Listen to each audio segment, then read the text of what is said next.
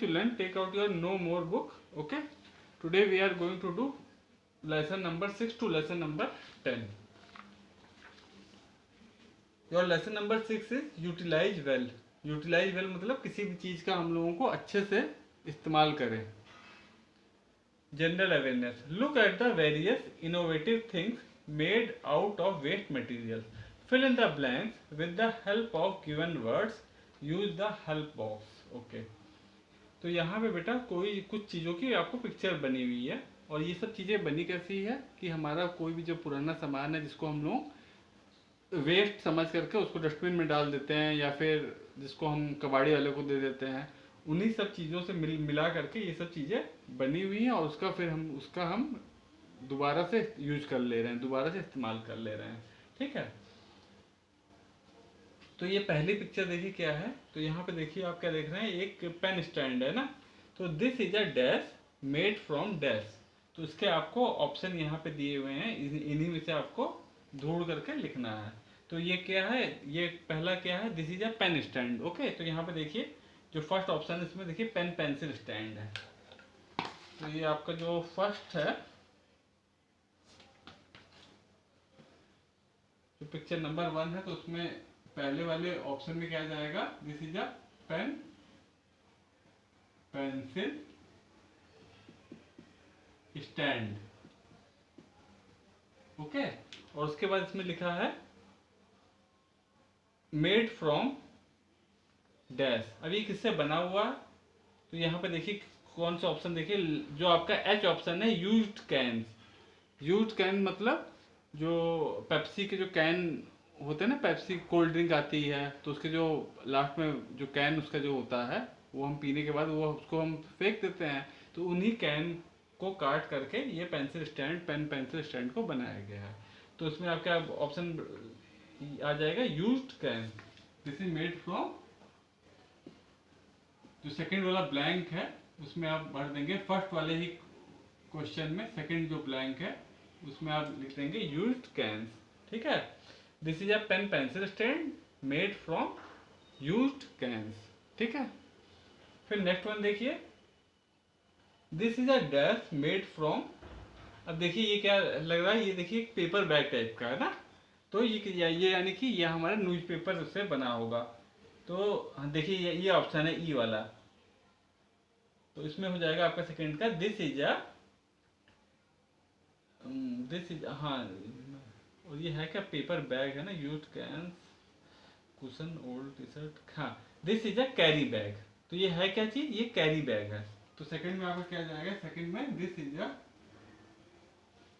Carry bag. Okay. ये आपका lesson number 6 है. This is a carry bag, और ये बना किससे है, made from old news papers. Okay.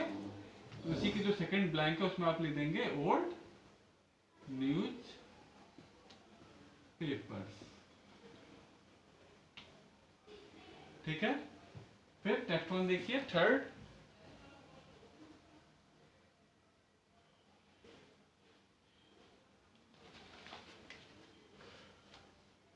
अब थर्ड देखिए, ये आपका कुशन कवर लग रहा है ना, कुशन रखा हुआ है जो आप सोफे पे रखते हैं. ठीक है. तो ये देखिए यहाँ पे ऑप्शन हम लोग चेक करते हैं, दिस इज अ डैश. तो दिस इज अ, इसमें देखिए कौन सा ऑप्शन दिया है.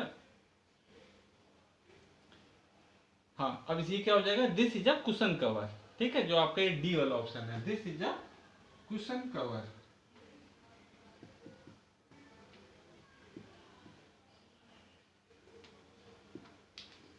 This is a cushion cover made from dash. अब किससे बना है ये, तो इसमें कौन सा ऑप्शन आ जाएगा, made from.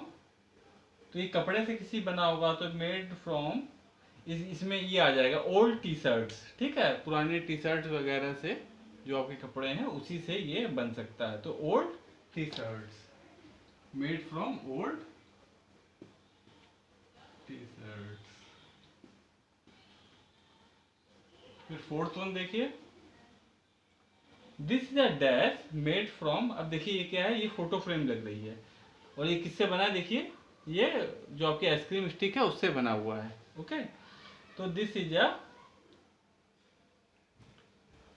This is a photo frame, तो फर्स्ट ऑप्शन में आप भर देंगे this is a photo frame.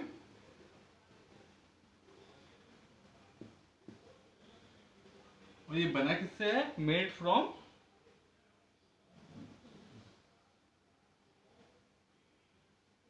Ice cream sticks. ये जो आपका एफ वाला ऑप्शन है, आइसक्रीम स्टिक्स।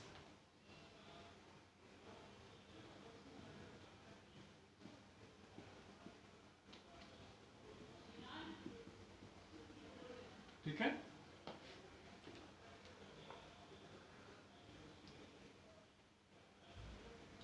फिर इसमें बेटा आपका फैक्ट टू नो दिया हुआ है, every single plastic bottle takes approximately 450 years to fully decompose.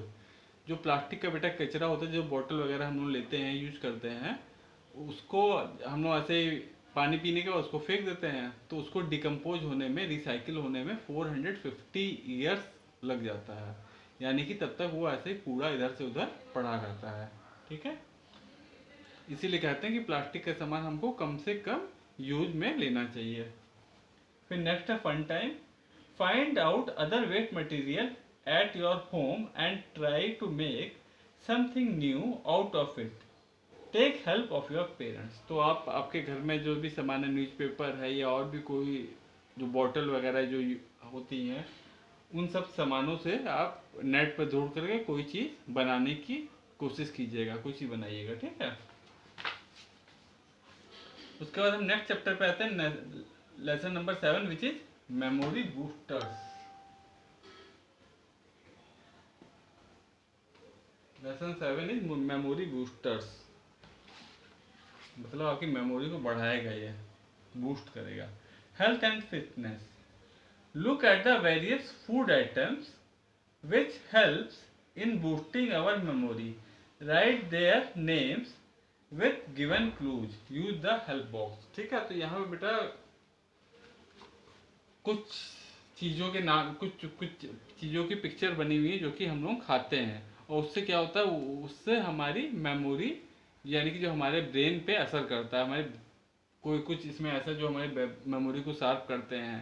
ठीक है, हमारा उस अलर्टनेस हमारी बढ़ाते हैं। तो ये जो भी फूड आइटम्स बने हैं, तो वो कुछ ना कुछ हमारे ब्रेन से रिलेटेड काम करते हैं, एक्टिव करते हैं उसको। ठीक है,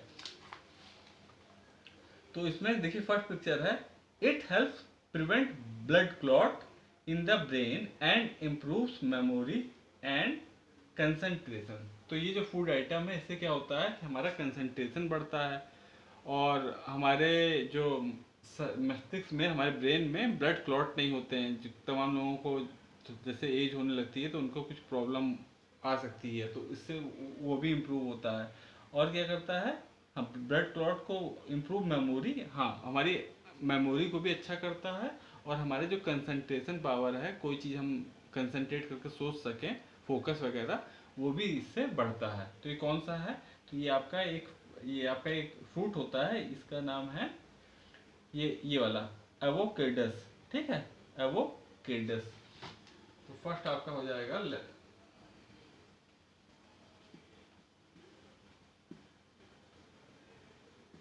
ठीक है,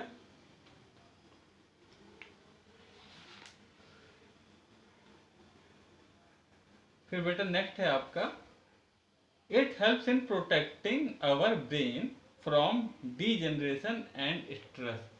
जैसे लोग जब थोड़ा सा एज ज़्यादा होने लगती है, तो जैसे बच्चे भी हैं, तो थोड़ा सा कि यार एग्ज़ाम है, तो उसके लिए वो परेशान हो रहे हैं, तो स्ट्रेस ले रहे हैं, तो वो सब उन लोगों को, ये जब ये वाला फ्रूट्स वो लोग यूज करते हैं, तो उनका स्ट्रेस ख़त्म होता है। ठीक है, it helps in protecting our brain from degeneration. और हमारा जो ब्रेन है वो मतलब डी जनरेशन मतलब उसमें कोई भी गड़बड़ी नहीं होती है। ठीक है, तो इसका ये कौन सा आइटम है? ये आपका है ब्लूबेरी। ये देखिए ब्लूबेरीज लिखा हुआ है ना, यही है ब्लूबेरीज। तो सेकंड में हो जाएगा आपका ब्लूबेरीज। ठीक है, फिर थर्ड देखिए, थर्ड क्या है? थर्ड देखिए आपकी चॉकलेट की पिक्चर बनी हुई है। It helps lower blood pressure and improve blood flow to the brain and heart. तो इससे क्या होता है, आपके जो ब्लड प्रेशर है उसको लो करता है, ठीक है।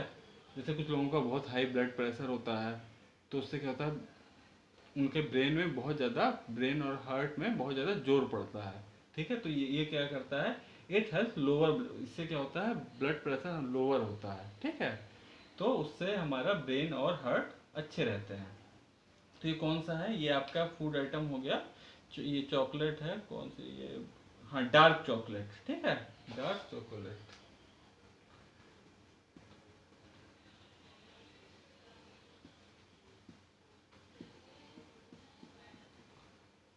फिर नेक्स्ट देखते हैं हम क्या है। नेक्स्ट आपके देखिए वॉलनट की पिक्चर बनी हुई है, ठीक है। इट इम्प्रूव मेंटल अलर्टनेस, मतलब हम एकदम अलर्ट रहते हैं कोई भी चीज। कुछ लोग होते हैं ना ऐसे पड़े हैं, ध्यान ही नहीं दे रहे हैं किसी चीज पे, तो ये जब हम इसको खाते हैं यानी कि वॉलनट को, तो फिर वो लोग, उनका मेंटल दिमाग जो होता है एकदम अलर्ट रहते हैं, ठीक है। It helps improve mental alertness, जिसे हम लोग अखरोट जिसे बोलते हैं हम लोग, ठीक है। तो ये है आपका वॉलनट्स।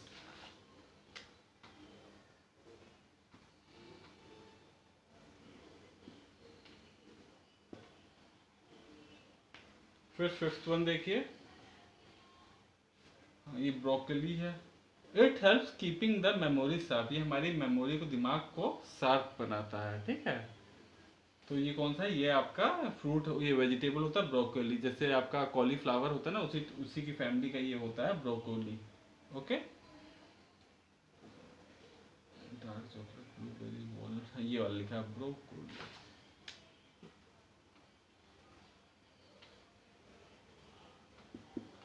ओके।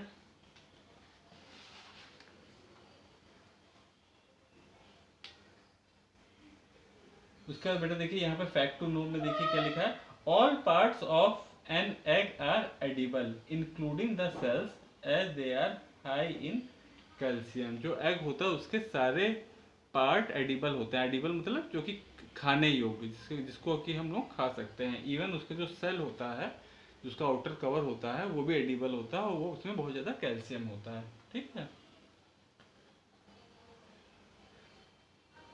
हाँ, और इसमें बेटा देखिए उसके बाद क्विज टाइम है।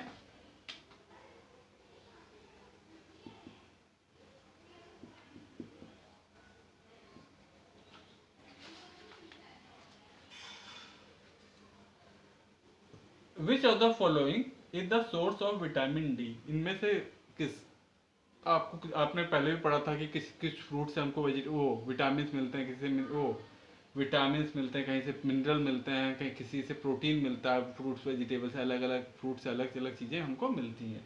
तो यहाँ पे मशरूम दिया हुआ और पम्पकिन दिया हुआ है, तो इसमें हमको बताना है विटामिन डी किससे मिलता है। तो ये जो मशरूम है उससे हमको विटामिन डी मिलता है। तो कुछ टाइम में विटामिन डी हमें किससे मिलता है, मशरूम से। और एक नेचुरल सोर्स होता है, जो जैसे हम लोग जैसे सनलाइट में रहते हैं थोड़ी देर के लिए, तो उससे भी हमको, हमारी बॉडी को विटामिन डी मिलता है। तो इसीलिए थोड़ी देर के लिए हमको सनलाइट में भी रहना चाहिए, जैसे गर्मी के दिन में नहीं, जैसे सर्दियों में या फिर मॉर्निंग के टाइम में, तो उससे हमारी बॉडी को विटामिन डी मिलता है।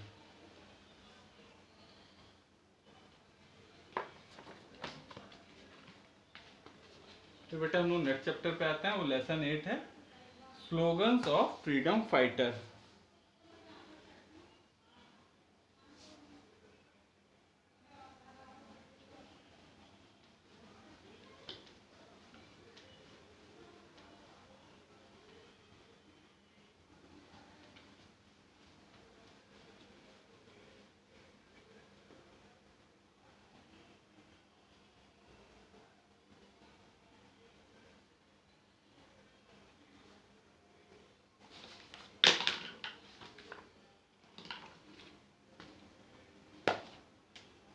ये आपके चैप्टर है लेसन 8। आपको मालूम है, मुझे फ्रीडम फाइटर है, उन्होंने तमाम सारे स्लोगन दिए थे। स्लोगन क्यों दिए थे, ताकि लोगों में एक जागरूकता आए लोगों में, और वो लोग भी उस स्लोगन के, उस स्लोगन से उठ खड़े हों और अंग्रेजों के खिलाफ लड़ाई करें, ठीक है।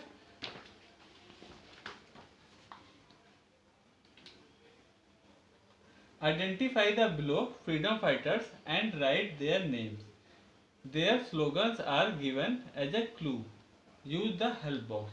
तो ठीक है, तो बेटा यहाँ पे कुछ फ्रीडम फाइटर्स की यहाँ पे पिक्चर बनी हुई है और जो उन्होंने स्लोगन दिया था वो स्लोगन लिखा हुआ है, तो आपको उन फ्रीडम फाइटर के नेम बताने हैं। ठीक है, तो जो फर्स्ट पिक्चर है, जय जवान जय किसान, ये किसने कहा था? जय जवान जय किसान, मतलब किसान की जय हो और जो हमारे जो जवान यानी कि जो हमारे सोल्जर हैं उनकी भी जय हो। ओके, उसके बाद जब हमारे जो प्राइम मिनिस्टर थे अटल बिहारी वाजपेयी, उन्होंने क्या स्लोगन दिया था? उन्होंने दे दिया था जय जवान जय किसान और जय विज्ञान, मतलब साइंस की भी जय हो। उस तमाम उस समय परमाणु बम का वो सब किया था साइंटिस्ट ने, तो उन्होंने ये स्लोगन दिया था। तो ये हमारे प्राइम मिनिस्टर थे पहले, फॉर्मर, और इन्होंने क्या स्लोगन दिया था? जय जवान जय किसान। ये हमारे फॉर्मर प्राइम मिनिस्टर थे। ठीक है, ये कौन है? लाल बहादुर शास्त्री।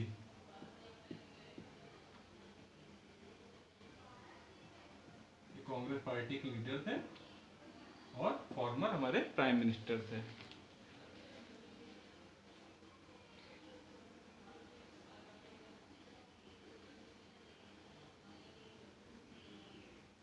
लाल बहादुर शास्त्री, एक मिनट बताइए।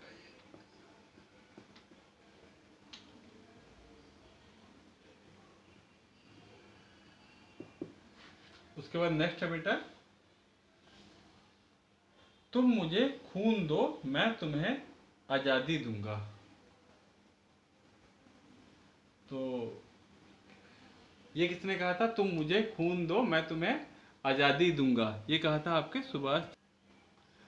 तो ये बेटा किसने कहा था? तुम मुझे खून दो मैं तुम्हें आजादी दूंगा, ये सुभाष चंद्र बोस ने कहा था कि you give me blood I will give you independence. ठीक है, ये कौन है? ये Subhash Chandra Bose.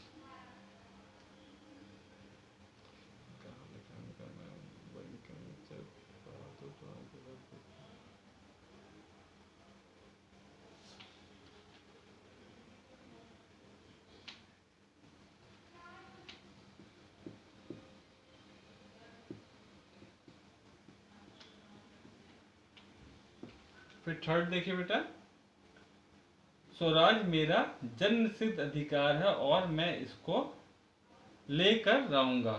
Swaraj is my birth right and I will be eager to take it. Okay, and I will take it. तो ये किसने कहा था? ये हमारे फ्रीडम फाइटर थे। कौन थे? बाल गंगाधर तिलक।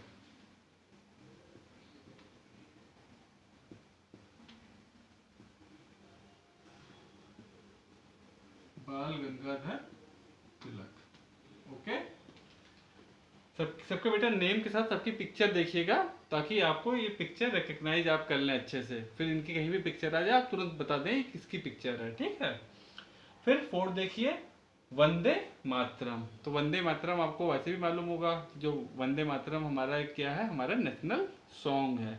तो ये किसने लिखा था? बंकिम चंद्र चटर्जी ने। ठीक है, तो ये वंदे मातरम स्लोगन किसने दिया था? बंकिम चंद्र चटर्जी। बंकिम चंद्र चटर्जी।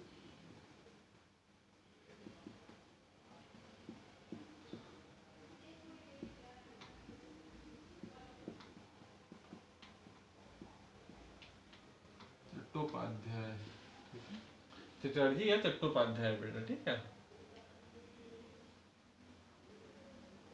उसके बाद बेटा नेक्स्ट देखिए, लास्ट वन, सरफरोशी की तमन्ना अब हमारे दिल में है। तो ये किसने कहा था? ये कहा था राम प्रसाद बिस्मिल ने। सरफरोशी की तमन्ना अब हमारे दिल में है, देखना है जोर कितना बाजुए कातिल में है। ठीक है, तो ये किसने कहा था? राम प्रसाद बिस्मिल।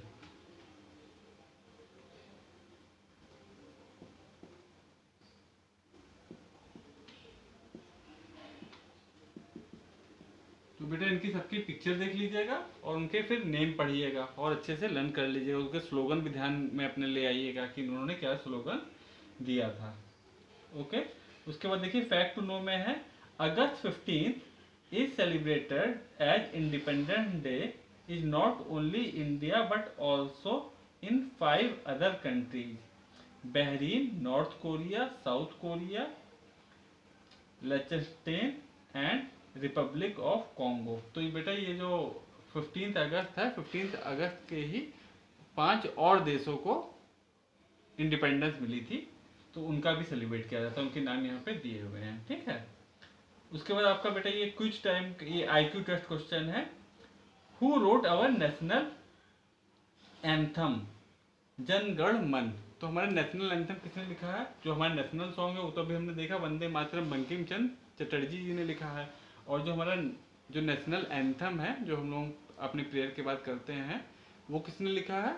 वो रविंद्रनाथ टैगोर ने लिखा है। ठीक है, तो जो आपका ये आईक्यू टेस्ट, आईक्यू टेस्ट का क्या हो जाएगा answer?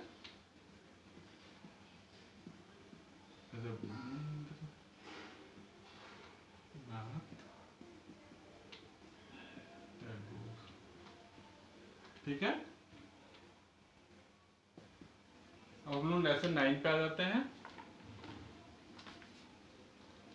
Sports quiz.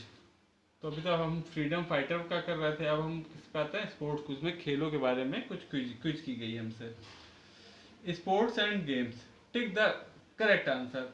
Who is the first Indian woman to win an Asian Games gold in 400 meter run.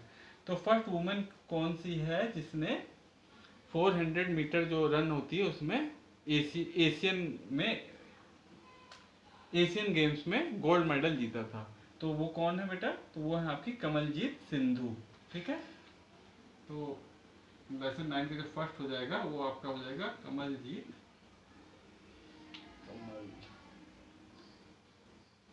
Sindhu.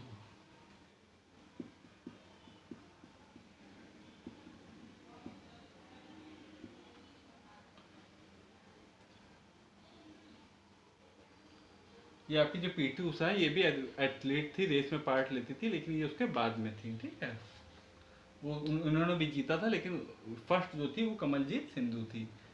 और ये जो मलेश्वरी है, ये तो उसकी थी, वेट लिफ्टर थी। ठीक है, कर्णम मलेश्वरी। फिर नेक्स्ट क्वेश्चन देखिए, विच कंट्री इन्वेंटेड वॉलीबॉल। किस कंट्री ने वॉलीबॉल इन्वेंट किया? तो उसका आंसर है यूनाइटेड स्टेट्स ऑफ अमेरिका। ठीक है, वॉलीबॉल बेटा जिसमें बीच में नेट लगा रहता है, इधर से लोग, कोई एक टीम होती है, 2 टीमें होती हैं जो इधर से बॉल उधर फेंकती हैं, उधर से वो लोग इधर फेंकते हैं। ठीक है, तो वो गेम कहाँ ओरिजिनेट हुआ था? यूनाइटेड स्टेट्स ऑफ अमेरिका में।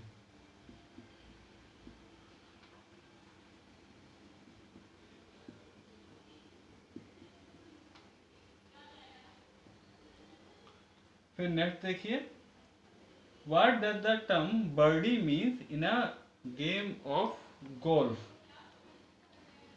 तो जो गोल्फ का गेम होता है, आपने देखा होगा, एक स्टिक की तरह एक बॉल को हिट करते हैं और उसको क्या करते हैं, उसको ग्राउंड में होल किए जाते हैं, वहाँ पे फ्लैग लगा दिया जाता है और उस बॉल को उसी होल में डालना होता है। जो जितने कम शॉट्स में उसमें होल में डाल लेता है वही विनर होता है।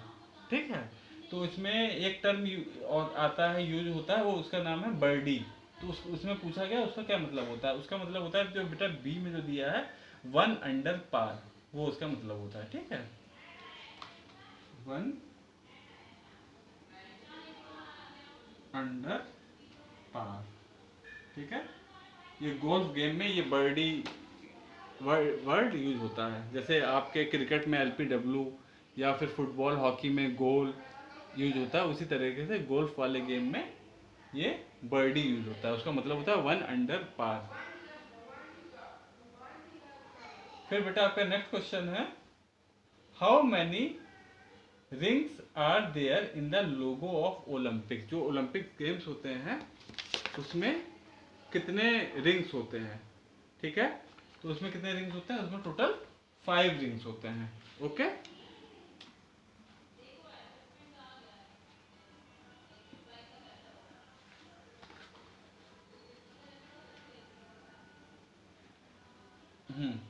देखिए इसमें 6, 3 और 5 देते, जो आपका जो सी ऑप्शन है 5 वो आपका करेक्ट है। वो जो रिंग्स है वो क्या दिखाते हैं? वो 5 कॉन्टिनेंट्स दिखाते हैं। ठीक है, तो 5 पे आप टिक कर देंगे।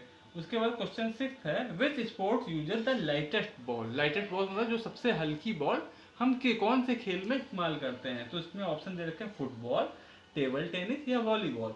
तो वॉलीबॉल और फुटबॉल दोनों की बॉल तो हैवी होती है, तो सबसे लाइटर वो सबसे हल्की बॉल किसमें होती है, टेबल टेनिस। प्लास्टिक की छोटी सी बॉल होती है, टेबल पे खेली जाती है। तो इसका क्या हो जाएगा आपका answer, table tennis.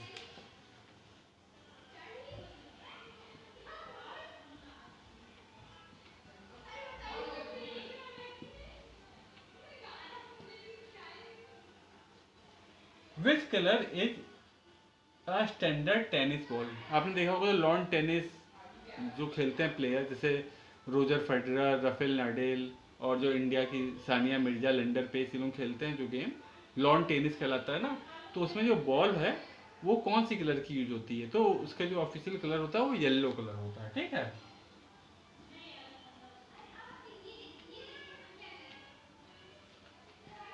Tennis ball उसको मैं, जैसे आप उसे जमीन में पटकिए तो बहुत जोर से उछलती है ना, टप्पा को जो ऊंचा खाती है। फिर नेक्स्ट देखिए 7th one, in which sport can you score a bull से। अच्छा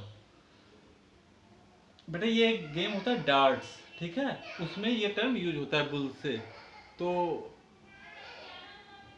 डार्ट्स बेटा, जैसे आपने देखा होगा जो ये जो आर्चरी होता है, या जो आर्चरी में जो तीरंदाजी का खेल होता है, या फिर शूटिंग का जिसमें प्लेयर बंदूक से खेलते हैं, राइफल चला करके निशाना साधते हैं।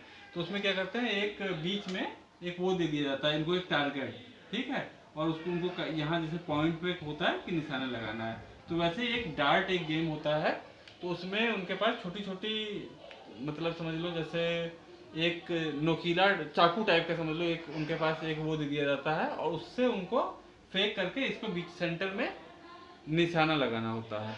ठीक है, तो वो डार्ट्स गेम होता है। तो उसी में जब सेंटर में लग जाता है तो वही बुलसे कहलाता है। ठीक है, बुलसे। तो ये कौन सा गेम होता है, डार्ट्स। 7th का आपका आंसर हो जाएगा डार्ट्स।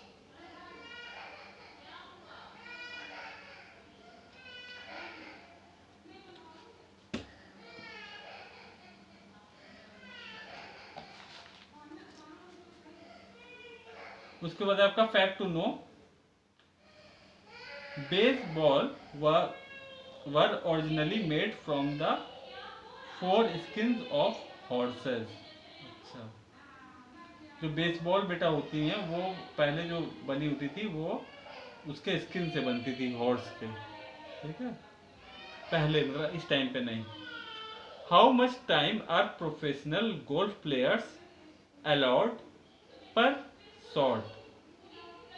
अच्छा, तो इसमें आपसे बेटा क्वेश्चन पूछा गया है कि जो जो आपके प्रोफेशनल गोल्फ प्लेयर होते हैं उनको कितना टाइम अलाउड किया जाता है। मतलब जैसे वो जब उनको एक शॉट मारने के लिए मिलता है बॉल, तो अपने शॉट जब वो मारते हैं तो उनको कितना टाइम दिया जाता है कि कितने टाइम के अंदर आपको शॉट मारना है। तो उसका बेटा जो होता है टाइम वो 45 सेकेंड दिया जाता है। ठीक है, तो ये आपका जो IQ टेस्ट है।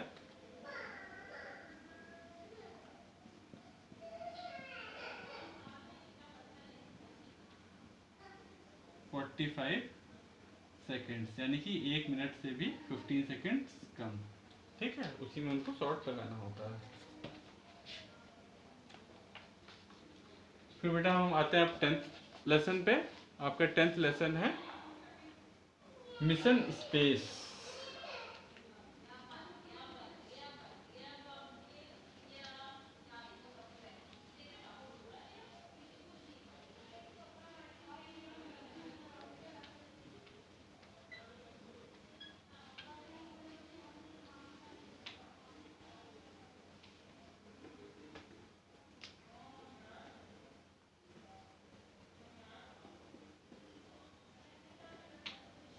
लेसन 10 है आपका मिशन स्पेस।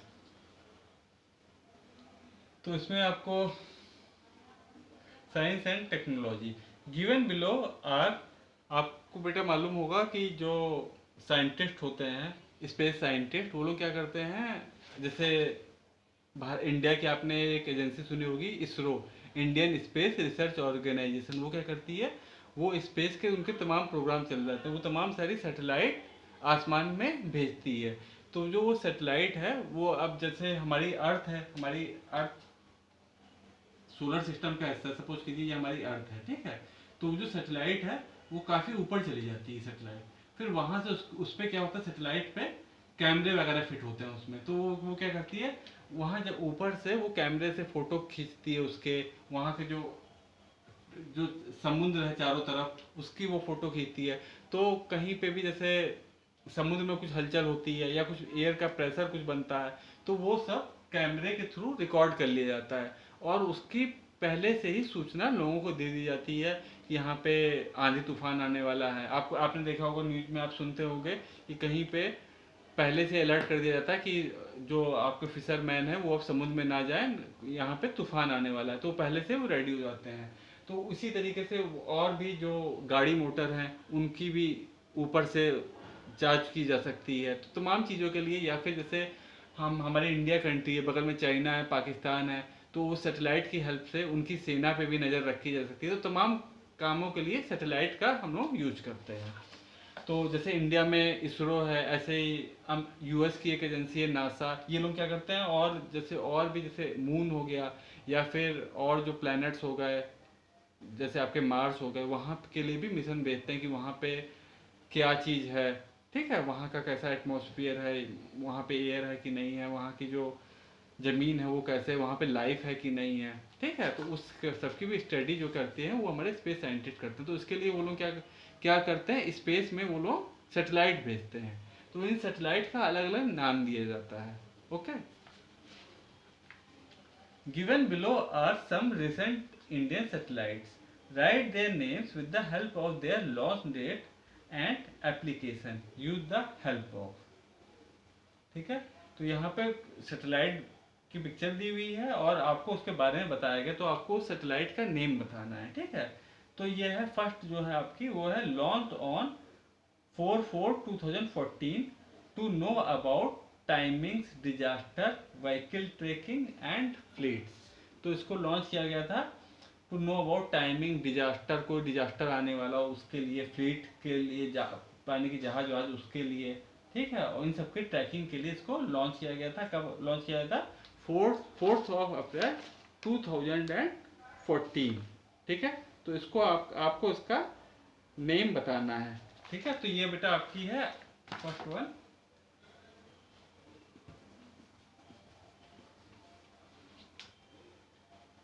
फर्स्ट जो सैटेलाइट है वो है आपकी IR-1B, इसका नेम है, ठीक है, IRNSS-1B, यहाँ पे देखिए दिया हुआ है ये वाला, ठीक है। तो ये 4 अप्रैल 2014 को लॉन्च किया गया था और उसका ये सब काम था। ओके, इन सब चीज़ों के लिए इसको लॉन्च किया गया था।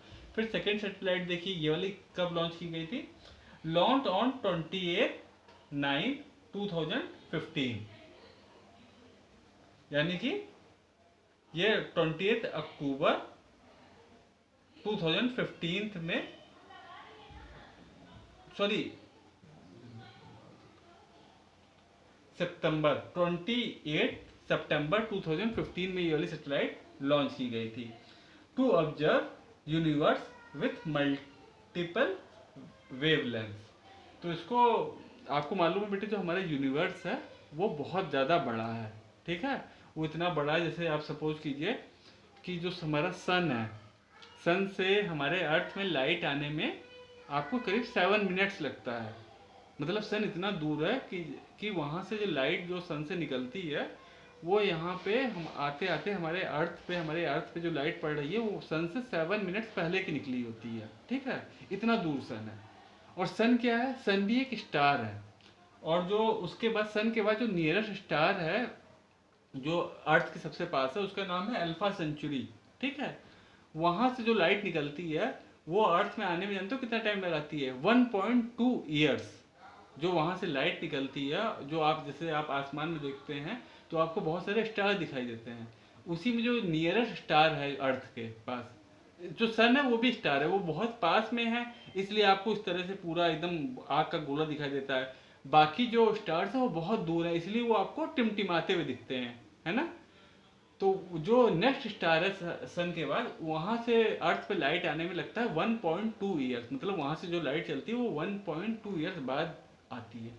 और भी बहुत सारे स्टार्स हैं, वो हमारे यूनिवर्स इतना ज़्यादा बड़ा है कि कुछ ऐसे भी स्टार्स हैं जहाँ से अर्थ पे लाइट आने में, जानते हो कितने साल लग जाते हैं? 100 करोड़ साल। इतना, इतनी बड़ा हमारा यूनिवर्स है, ठीक है। तो जो साइंटिस्ट है वो यूनिवर्स की भी स्टडी करते रहते हैं कि यूनिवर्स में क्या है, कहीं और लाइफ है कि नहीं है, केवल अर्थ ही पे लाइफ है या कहीं और भी लाइफ है। तो इन सब की स्टडी वो लोग करते रहते हैं।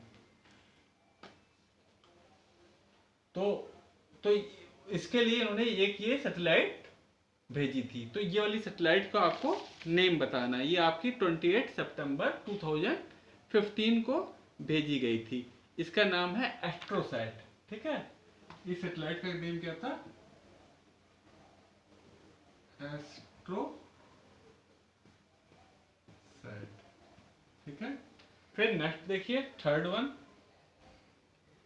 थर्ड सैटेलाइट क्यों लॉन्च की गई थी? Launch on 26 July 2013 to improve meteorological information, ठीक है। तो ये जो मीटरोलॉजिकल इंफॉर्मेशन है उसको इम्प्रूव करने के लिए इस सैटेलाइट को लॉन्च किया गया था। तो ये बेटा कौन सी, ये आपकी है शायद सारल, ये आपकी थर्ड वन है आपकी, नहीं ये इनसेट 3D है, ये इनसेट 3D है बेटा। थर्ड वन है आपकी इनसेट 3D, ठीक है। फिर फोर्थ है launch on 25 February 2013 for detailed ocean studies. समुद्र की स्टडी के लिए इस सैटेलाइट को लॉन्च किया गया था। इसका नाम था बेटा cereal, SARAL,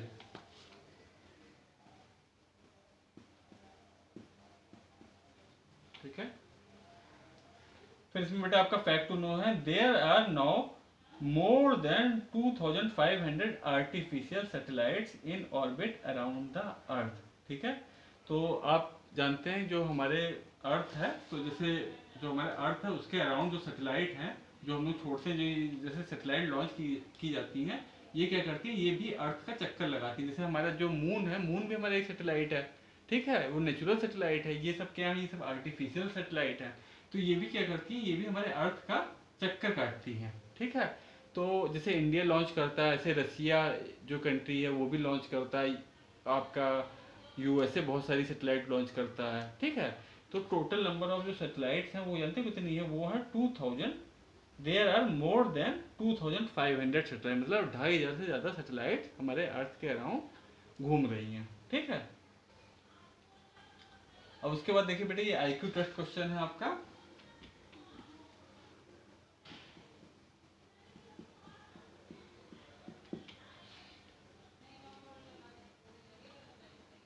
When was Sputnik 1 the first man-made satellite in orbit around the Earth was launched? तो इसमें आपको बताना है कि जो स्पुतनिक 1 ये फर्स्ट सैटेलाइट थी जो कि अराउंड द अर्थ मतलब जाती थी, जो सबसे पहले लॉन्च की गई थी। तो इसको कब लॉन्च किया गया था? तो ये फर्स्ट सैटेलाइट थी, ये लॉन्च की गई थी अक्टूबर 1957। ये फर्स्ट सैटेलाइट थी जो कि लॉन्च की गई थी। इसे किस कंट्री ने लॉन्च किया था? ये USSR, ठीक है, जिसको अब आप कहते हैं रसिया, ठीक है, इसने लॉन्च किया था। यूएसए से पहले USSR ने लॉन्च किया था। और ये क्या करती थी? ये फर्स्ट सैटेलाइट थी। इसका नेम क्या था? Sputnik 1, okay. जैसे अभी अभी आपने सुना होगा जो रसिया से जो वैक्सीन अभी इंडिया में आ रही है उसका नाम स्पुतनिक 5 रखा गया है, स्पुतनिक 5। तो जो इनकी जो सैटेलाइट थी वो स्पुतनिक 1, स्पुतनिक 2, स्पुतनिक 3, इसी तरीके से ये लोग नेम लिखते थे। तो जब ये इनकी जो वैक्सीन आई थी कोरोना वायरस क्या के, तो इन्होंने सबसे पहले रसिया की वैक्सीन आ गई थी मार्केट में, तो इसलिए इन्होंने उस चीज़ को सेलिब्रेट करने के लिए, क्योंकि इनका सैटेलाइट सिस्टम सबसे पहले स्टार्ट हो गया था, सबसे पहले सैटेलाइट भेजी थी अराउंड द अर्थ, तो इसलिए इन्होंने उसका नाम भी स्पुतनिक 5 रख दिया था, ठीक है। ठीक है बेटा, तो आप लोग ये सब पढ़ लीजिएगा अच्छे से, सारे चैप्टर बहुत ही इंटरेस्टिंग है, अच्छे से पढ़िएगा। ओके, और कोई चीज़ पूछना, कोई चीज़ समझना होगा और तो हमसे मैसेज कीजिएगा। ओके बेटा, बाय, टेक केयर।